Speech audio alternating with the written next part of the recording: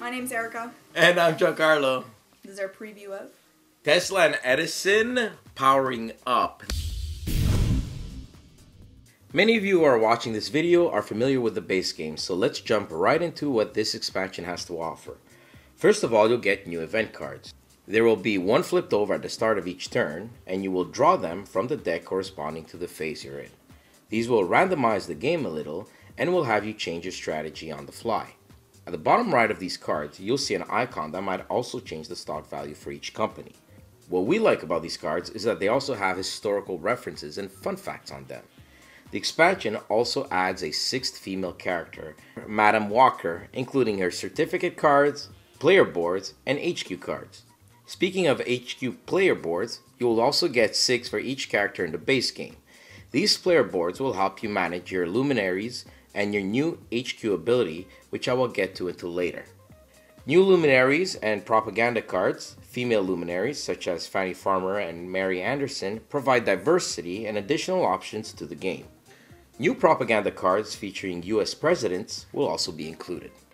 Another huge add-on introduced is AI players. These cards will determine the actions taken by the NPCs and have a normal mode or a hard mode for the more experienced player looking for a challenge. During this setup, most will stay the same except for the addition of the event deck and the player's HQ board. They will each get their 4 HQ cards and place them face down like so, since they are not developed yet. The expansion adds 2 stock certificates for each company and will be added during setup. So those are the changes to setup. Let's take a look at the changes during gameplay. A new action is called Develop Your HQ. Using this action allows you to develop one of your HQ cards by flipping it face up, giving you a bonus ability for the game. The luminaries used must have the stat corresponding to the card you want to develop. The propaganda action follows the base game rules except that propaganda cards during each phase are now no longer removed from play after being used. Rather than removing the card from play, instead then flip the selected propaganda card face down on the table. When the last propaganda card is turned face down during any phase, immediately turn all propaganda cards face up again.